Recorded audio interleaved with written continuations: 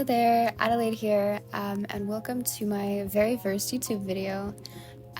Today I have a speed paint of my Sona / avatar, which is, she's technically Adelaide, a character I made for the channel. When I was drawing this, I was looking at a bunch of videos and studies about 3D shapes and proportions when drawing characters and just anatomy in general, and I found this really cool picture on Pinterest, and I'll put it up on the screen. And I believe it's of a YouTuber whose name is Lily Maraviglia. I'll have her tag up on screen too, just because they weren't credited in the Pinterest photo. But I really liked the proportions on it, and I thought it would be a great way to test just anatomy in general. And I really like the way that this drawing comes out. I think it looks really unnerving, kind of like cryptid-esque, which is very cool. And I thought it'd be cool to do my Sona with it, just as I don't know, a way to start off the channel. And I think more when we get to the coloring, I didn't stay exactly true to the character, just because I wanted to make the drawing itself look more interesting. And then here I'm doing the line art. I really like the way that the hair in this picture turned out. Usually my character's hair, it doesn't look bad, but I've never been especially proud of how I drew hair. Something about the different sections and the shapes, and then the way that it drapes along the ground, I just think it looks really nice. I also really like the way that the boot turned out, because I didn't trace that, and I just really like the way it looks so realistic. And I'm usually terrible at drawing shoes. I'm the kind of person who will cut my characters off, half their shin off, just because I don't want to draw the shoes. So I was doing the line art.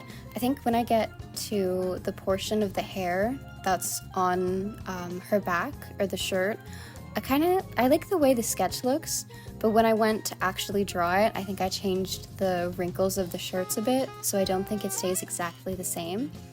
And then I also had, I think, some kind of issue with the proportion on the back hand there.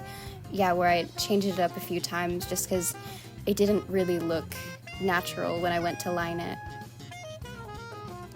And here I'm doing the fishnets. I love drawing fishnets just because, other than getting the amount of strings yarn right, it's just generally really easy, and also it's a good way to show the perspective of the leg.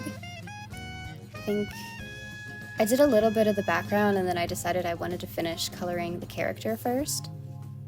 And I went for more of this muted bluish gray, and I think my Sona is usually in a purple, but I liked the way that this gave it more of a unnatural zombie-esque vibe, so I kind of rolled with it. And I wanted to keep, the skin is very a darker tone. I wanted to keep the clothes kind of darker too, so that the hair could be the focal point, and it really makes the face stick out.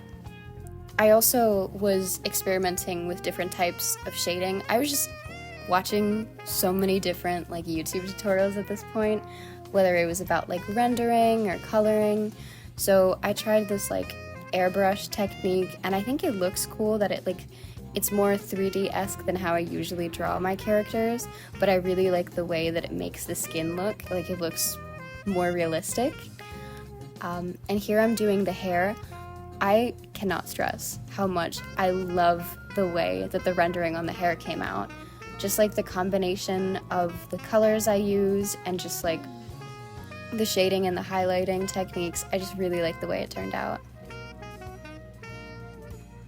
And then here I'm adding, so I've been seeing a lot of people, pretty much almost every single artist I know, when they're doing shadows, they add a more unsaturated color just to make it pop more, to show reflected light.